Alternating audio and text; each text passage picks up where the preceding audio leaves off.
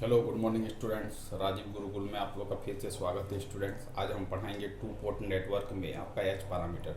तो पिछले वीडियो में हम लोग टू पोर्ट नेटवर्क का आपका क्या क्या पढ़ाए थे। तो जेड पैरामीटर पढ़ाए थे और क्या पढ़ाए थे, वाई पैरामीटर पढ़ाए थे। तो जेड पैरामीटर को क्या बोलेंगे, ओपन सर्किट पैरामीटर बोलेंगे। वाई पैरामीटर को क्या बोलेंगे, वाई पैरामीटर को शॉर्ट सर्किट पैरामीटर बोलेंगे। और जेड पैरामीटर को इम्पिडेंस पैरामीटर बोलेंगे। वाई पैरामीटर को क्या बोलेंगे, एडमिटेंस पैरामीटर बोलेंगे। तो पिछले वीडियो में हम लोग देखे थे कि जेड पैरामीटर का कैसे प्रॉब्लम को सॉल्विंग करेंगे और वाई पैरामीटर का प्रॉब्लम को कैसे सॉल्विंग करेंगे। तो टू पोर्ट नेटवर्क बेसिकली चार भागों में डिवाइड किया गया स्टूडेंट। एक होता है आपका जेड पैरामीटर, एक होता है आपका वाई पैरामीटर, एक होता है आपका हाइब्रिड पैरामीटर और एक क्या होता है एबीसीडी पैरामीटर। तो एबीसीडी पैरामीटर को क्या बोलते हैं, ट्रांसमिशन पैरामीटर बोलते हैं। क्या बोलते हैं, ट्रांसमिशन पैरामीटर बोलते हैं। और एच पैरामीटर का दूसरा नाम क्या है, हाइब्रिड पैरामीटर। ये भी पूछा जा सकता है कि एच पैरामीटर को क्या कहते हैं, तो आपको बोलना है हाइब्रिड पैरामीटर बोलते हैं। एबीसीडी पैरामीटर को क्या बोलते हैं, तो आपको बोलना ट्रांसमिशन पैरामीटर बोलते हैं। उसके बाद पूछेगा कि जेड पैरामीटर को क्या बोलते हैं, तो आपको बोलना ओपन सर्किट पैरामीटर बोलते हैं। वाई पैरामीटर को क्या बोलते हैं, तो शॉर्ट सर्किट पैरामीटर बोलते हैं। ये सब कंडीशन हम लोग पिछले क्लासेस में क्या देखे थे स्टूडेंट। अब आज हम बताते हैं आपको एच पैरामीटर। तो एच पैरामीटर का नाम क्यों पड़ा हाइब्रिड पैरामीटर, तो ये दो पैरामीटर का मिक्सअप से बना हुआ है। ये आपका किसके से बना हुआ है, तो ये जेड और वाई का मिक्सअप से बना हुआ है। इसको क्या बोलेंगे, हाइब्रिड पैरामीटर बोलेंगे।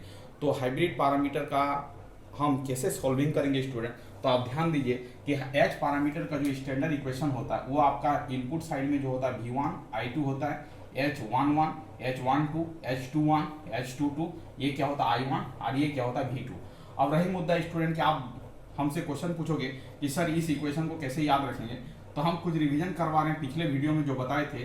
तो जेड पैरामीटर को क्या लिखे थे स्टूडेंट, जेड पैरामीटर को क्या लिखे थे आप ही बताओ, जेड पैरामीटर को क्या लिखे थे आप बताओ। तो जेड पैरामीटर को लिखने का तरीका आपको सिखा चुके हैं कि जेड पैरामीटर को हम लोग क्या करते हैं, इस तरह लिखते हैं। कैसे लिखे थे आप ही बताओ। तो यहाँ पर क्या लिखे थे V1 और यहाँ पर क्या लिखे थे V2, और आप यहाँ पर क्या लिखे थे बताओ। तो यहाँ पर लिखे थे आप लोग Z11 और यहाँ पर क्या लिखे थे Z12, यहाँ पर क्या लिखे थे Z21 और यहाँ पर क्या लिखे थे Z22 लिखे थे। ठीक है, अब देखो यहाँ पर क्या लिखे थे बताओ, यहाँ पर I1 लिखे थे और यहाँ पर क्या लिखे थे I2 लिखे थे। इसको क्या बोलते हैं, जेड पैरामीटर बोलते हैं। वाई पैरामीटर को कैसे डिजाइन किए थे स्टूडेंट, तो आप ही बताओ कि वाई पैरामीटर को पिछले क्लासेस में हम बताए थे कि वाई पैरामीटर को ऐसे रिप्रेजेंट करते हैं। इधर होता है आपका I1 और इधर आपका क्या होता है I2, और इसको इस तरह लिखते हैं। और यहाँ पर क्या लिखेंगे, वाई पैरामीटर को लिखेंगे। तो वाई पैरामीटर को Y11 से लिखेंगे, Y12 से लिखेंगे, Y21 से लिखेंगे और क्या लिखेंगे Y22 से लिखेंगे। ठीक है, इधर क्या लिखेंगे स्टूडेंट आप ही बताओ। तो यहाँ लिखेंगे V1 और यहाँ पर क्या लिखेंगे V2। तो ये आपका क्या हो गया, ऊपर वाला ये हो गया आपका जेड पैरामीटर और ये आपका क्या हो गया वाई पैरामीटर। इसी दो पैरामीटर को मिक्सअप करके हम लोग क्या बनाते हैं, एच पैरामीटर बनाते हैं। तो एच पैरामीटर को कैसे लिखेंगे आप ध्यान दो, तो आपको समझ में आएगा कि हमने इस चीज को कैसे लिखा, हमने इस चीज को कैसे लिखा। आप ध्यान दोगे तो आपको समझ में आएगा कि सर ने इस चीज को कैसे लिखा, सर ने कैसे याद रखा। ठीक है, अब देखो स्टूडेंट आपको लिखने का तरीका सिखा रहे हैं कि एच पैरामीटर को आप लिखोगे कैसे। तो इसका ऊपर वाला वोल्टेज को लेना V1, तो जेड पैरामीटर का ऊपर वाला को कंसीडर करना है और वाई पैरामीटर का नीचे वाले को कंसीडर करना है। ठीक है, फिर जेड पैरामीटर का इधर का ऊपर वाला कंसीडर करना है और वाई पैरामीटर का इधर वाला नीचे वाला कंसीडर करना है। समझ में आ रहा बात। अब लिखने का तरीका को सीखो। तो यहाँ पर V1 है तो यहाँ पर क्या V1 है, यहाँ पर I2 है तो यहाँ पर क्या I2 है, और इस दोनों को कंबाइन करके हम लोग क्या लिख रहे हैं, एच पैरामीटर लिख रहे हैं। तो H11 H12 H21 और H22 हो जाएगा। और इस पैरामीटर को ऊपर वाला लेंगे तो I1 होगा और इस पैरामीटर का नीचे वाला लेंगे तो क्या हो जाएगा V2 हो जाएगा। इसका मतलब है स्टूडेंट, यदि आप जेड पैरामीटर लिखने का तरीका पता है, वाई पैरामीटर लिखने का तरीका पता है तो आप एच पैरामीटर को भी लिख पाओगे। यदि आपको थोड़ा सा भी आप कॉन्सेप्ट से डील कर रहे हो, थोड़ा सा भी उसमें पॉइंट ऑफ व्यू लगा रहे हो, थोड़ा सा भी ऑब्जर्वेशन कर रहे हो तो आप आराम से लिख सकते हो। तो आपका क्या हो गया, एच पैरामीटर लिखने के लिए सिखा दिए। ठीक है, अब देखो कि एच पैरामीटर को हम कैसे आगे की ओर अप्रोच लेंगे। अब ध्यान दो, यदि इसको हम सॉल्विंग करेंगे स्टूडेंट, तो ये आपका क्या V1 है, ये आपका क्या V1 है। इसको सॉल्व करेंगे तो H11 और इससे मल्टीप्लाई होगा तो क्या होगा I1 होगा, और ये आपका क्या होगा H12 और ये आपका क्या होगा V2 होगा। यहां से देखो ये आपका I2 है और ये आपका क्या हो जाएगा H21 और क्या हो जाएगा बताओ I1 और क्या हो जाएगा H22 और क्या हो जाएगा V2 हो जाएगा। इसका मतलब ये आपका इक्वेशन नंबर क्या हो गया 1 हो गया। ये आपका क्या हो गया, इक्वेशन नंबर बी हो गया। ये एच पैरामीटर का मैट्रिक्स फॉर्मेट है और उसी को हम लोग सॉल्विंग करके स्टैंडर्ड फॉर्मेट में लिख रहे हैं, और कोई बात नहीं है, ठीक है। दोनों फॉर्मेट क्या आपका सही है। अब रही मुद्दा कि H11 कैसे निकालेंगे, तो यहाँ पर देखो ये कितने वेरिएबल से बना हुआ है स्टूडेंट, एक I1 है और ये आपका क्या V2 है। तो हम लोग लिखते हैं कि I1 को क्या कंसीडर करते हैं, फर्स्ट केस में I1 को कंसीडर करते हैं स्टूडेंट 0। इसका मतलब I1 को यदि 0 कंसीडर करें तो इनपुट साइड का करंट जो होगा, इनपुट साइड करंट क्या होगा, तो अभी बताओ इनपुट साइड क्या हो जाएगा, ओपन सर्किट हो जाएगा, तभी जाके आपका I1 क्या होगा, 0 होगा। इनपुट साइड क्या हो जाएगा, ओपन सर्किट हो जाएगा, ओपन सर्किट हो जाएगा, तभी जाके आपका I1 क्या होगा स्टूडेंट, 0 होगा। जब इनपुट साइड ओपन सर्किट हो जाएगा तो I1 0 होगा, और जब I1 0 होगा तो उस कंडीशन में देखो आप फ्रॉम ए से देखो, क्या फ्रॉम ए से देखो, फ्रॉम ए से, तो ए का इक्वेशन को आप क्या लिखोगे, ये आपका क्या हो गया V1 हो गया, ये आपका क्या हो गया H11, ये आपका क्या हो गया I1, और ये आपका क्या हो गया H12, और ये आपका क्या होगा V2। I1 के जगह पर आप 0 यदि पुट करोगे तो V1 हो जाएगा, ये आपका 0 हो जाएगा, और ये आपका क्या हो जाएगा H12, और ये आपका क्या हो जाएगा V2। तो V1 by V2 is equal to क्या हो जाएगा H12। आप ही बताओ, तो H12 का वैल्यू निकल चुका है, H12 का वैल्यू निकल चुका है कब, जब आपका क्या हो, I1 क्या हो, 0 हो, तब निकलेगा। अब देखो फ्रॉम 2 से, अब फ्रॉम 2 से नहीं, फ्रॉम B से, B का इक्वेशन को लिखो, ये आपका क्या I2 है, ये आपका क्या I2 है, ये आपका क्या H21 है। I1 का वैल्यू को 0 करना है, ये आपका क्या हो जाएगा H22, और क्या हो जाएगा V2। यहां से सॉल्व करोगे तो I2 बाई V2, और आपका in case of I1 is equal to 0, that's means ये क्या निकल रहा है, H22 निकल रहा है, तो ये आपका क्या हो गया, H22 हो गया। H22 का वैल्यू क्या हो गया, I2 बाई क्या हो गया, V2 हो गया, when I1 is equal to 0। चलो अब देखो दूसरे केस में, देखो यदि हम लोग V2 को 0 करते हैं स्टूडेंट, V2 को 0 करने का मतलब है कि आउटपुट साइड को क्या कर रहे हैं, आउटपुट साइड को क्या कर रहे हैं, आउटपुट साइड को हम अब क्या कर रहे हैं, जब वोल्टेज 0 हो रहा है तो हम क्या कर रहे हैं, शॉर्ट सर्किट कर रहे हैं, क्या कर रहे हैं, शॉर्ट सर्किट कर रहे हैं। जब आउटपुट साइड आपका शॉर्ट सर्किट होगा तो हम, आप देखो कि फ्रॉम ए से क्या इक्वेशन निकलेगा, फ्रॉम ए से तो आपका V2 0 हो गया, तो आपका V1 इज इक्वल टू क्या हो जाएगा H11, और क्या हो जाएगा I1, और H12, और V2 के जगह पर 0 पुट करेंगे तो आपका क्या हो जाएगा V1 बाई क्या हो जाएगा I1 इज इक्वल टू क्या हो जाएगा H11। इसका मतलब H11 का वैल्यू क्या निकल रहा है, V1 बाई I1, जब V2 क्या हो रहा है आपका 0 हो रहा है। इसका मतलब स्टूडेंट H11 का भी वैल्यू क्या हो गया आपका निकल गया, H11 is equal to V1 by क्या होगा I1 होगा। अब देखो फ्रॉम B से आपको क्या मिल रहा है, B से देखो, अब यहां से देखो, ये आपका क्या है I2 है, ये आपका क्या H21 है, ये आपका I1 है, ये आपका H22 है, और V2 को 0 करते हैं तो आप देखो I2 बाई क्या हो जाएगा I1 इज इक्वल टू क्या हो जाएगा H21, व्हेन आप क्या कर रहे हो, V2 इक्वल टू 0 कर रहे हो। इसका मतलब आपका H21 का वैल्यू क्या निकल रहा है, I2 बाई क्या निकल रहा है, I1 निकल रहा है। यहां से आपका चारों पैरामीटर का वैल्यू निकल चुका है, चारों पैरामीटर का वैल्यू निकल चुका है। क्या क्या निकला फिर से लिख रहे हैं, तो आप बताओ कि H11 का वैल्यू क्या निकला, H12 का वैल्यू क्या निकला, H21 का वैल्यू क्या निकला, H22 का वैल्यू क्या निकला, H11 का वैल्यू क्या निकला, तो V1 बाई क्या निकला I1, V1 बाई क्या निकला I1, और आपका उस कंडीशन में V2 क्या हो रहा है, 0 हो रहा है, ये भी लिखेंगे। H12 क्या निकल रहा है, V1 बाई क्या निकल रहा है V2, उस कंडीशन में I1 क्या हो रहा है आपका 0 हो रहा है। H21 क्या निकल रहा है, I2 बटा कितना निकल रहा है I1, उस कंडीशन में आपका V2 क्या हो रहा है 0 हो रहा है, और H22 क्या हो रहा है, तो I2 बाई क्या हो रहा है V2, और आपका I1 क्या हो रहा है 0 हो रहा है। इसका मतलब यहां से समझने का कोशिश करो कि H11 को क्या बोलेंगे, तो H11 को क्या बोलेंगे, तो V1 बाई I1, मतलब ये क्या हो रहा है V1 by I1, input voltage dividing by input current, तो इससे क्या निकल रहा है, इनपुट इंपीडेंस निकल रहा है, क्या निकल रहा है, इनपुट इंपीडेंस निकल रहा है। तो H और I लिखेंगे, H मतलब हाइब्रिड पैरामीटर और I मतलब इनपुट इंपीडेंस, ठीक है।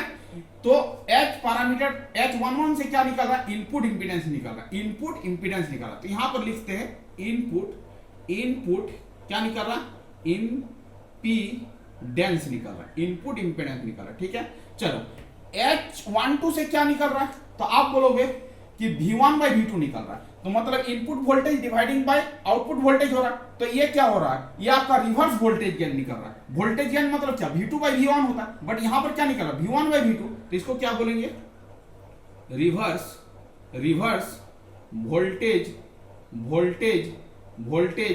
गेन, क्या बोलेंगे, रिवर्स वोल्टेज गेन। चलो H21 को क्या बोलेंगे, I2 by I1, output current dividing by input current, तो इसको क्या बोलेंगे स्टूडेंट, इसको बोलेंगे हम लोग क्या बोलेंगे, फॉरवर्ड करंट गेन, क्या बोलेंगे, फॉरवर्ड करंट गेन, क्या बोलेंगे, फॉरवर्ड करंट गेन बोलेंगे, क्या बोलेंगे, फॉरवर्ड करंट गेन बोलेंगे। और इसको क्या बोलेंगे, I2 बाई V2 निकल रहा है, इसका मतलब ये हो जाएगा आपका आउटपुट एडमिटेंस हो जाएगा, एडमिटेंस हो जाएगा, ये क्या हो जाएगा, आउटपुट एडमिटेंस हो जाएगा। तो आपसे पूछेगा कि H11 से क्या निकलता है, तो आपको बोला इनपुट इंपेडेंस, H12 से क्या निकलता है, तो रिवर्स वोल्टेज गेन, H21 से क्या निकलता है, फॉरवर्ड करंट गेन, H22 से क्या निकलता है, आउटपुट एडमिटेंस निकलता है। अब रही मुद्दा कि इसका यूनिट पूछेगा, तो इसका यूनिट क्या होगा, H11 का यूनिट क्या होगा, वोल्टेज डिवाइडिंग बाय करंट, इसका मतलब क्या, इंपेडेंस, इसका यूनिट क्या होगा, ओम होगा, इसका यूनिट क्या होगा, ओम होगा, ठीक है। H12 का यूनिट क्या होगा, तो वोल्टेज बाय वोल्टेज, तो वोल्टेज बाय वोल्टेज कैंसिल हो जाएगा, तो H12 का जो यूनिट होगा वो क्या होगा, यूनिट लेस होगा, क्या होगा, यूनिट लेस होगा, मतलब इसका कोई भी यूनिट नहीं होगा। H21 का क्या होगा, ये करंट बाय करंट है, ये भी क्या हो जाएगा, यूनिट लेस हो जाएगा, क्या हो जाएगा, यूनिट लेस हो जाएगा, इसको भी याद रखना है।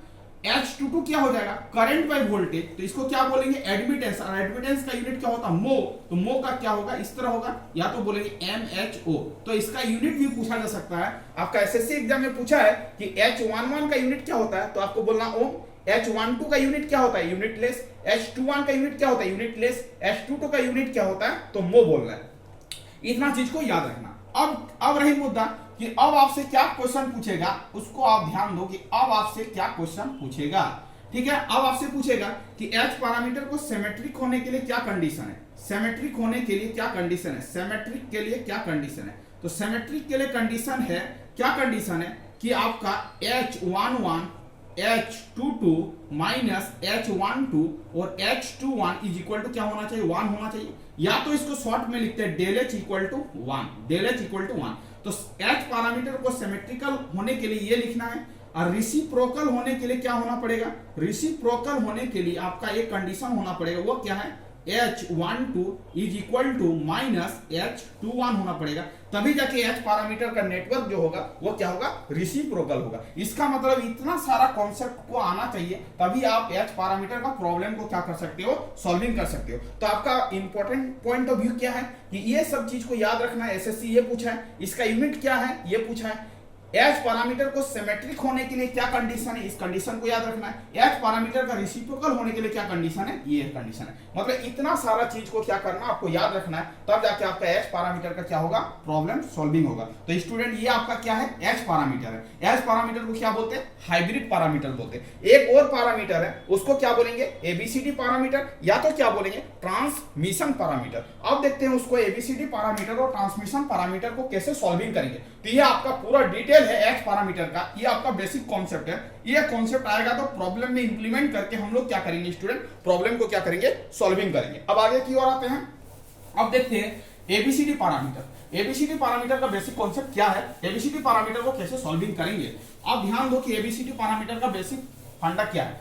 अब देखो यहाँ पर हम हेडिंग मारते हैं ABCD पैरामीटर, ABCD पैरामीटर, ये आपका ABCD पैरामीटर बोलेंगे, या तो इसको क्या बोलेंगे, या तो इसको क्या बोलेंगे, ट्रांसमिशन पैरामीटर बोलेंगे। यहां से भी ऑब्जेक्टिव पूछा गया कि ABCD पैरामीटर का दूसरा नाम क्या है, तो आपको बोलना है transmission parameter, transmission parameter. ABCD parameter को क्या बोलते हैं, ट्रांसमिशन पैरामीटर बोलते हैं। H पैरामीटर को क्या बोलते हैं, हाइब्रिड पैरामीटर बोलते हैं।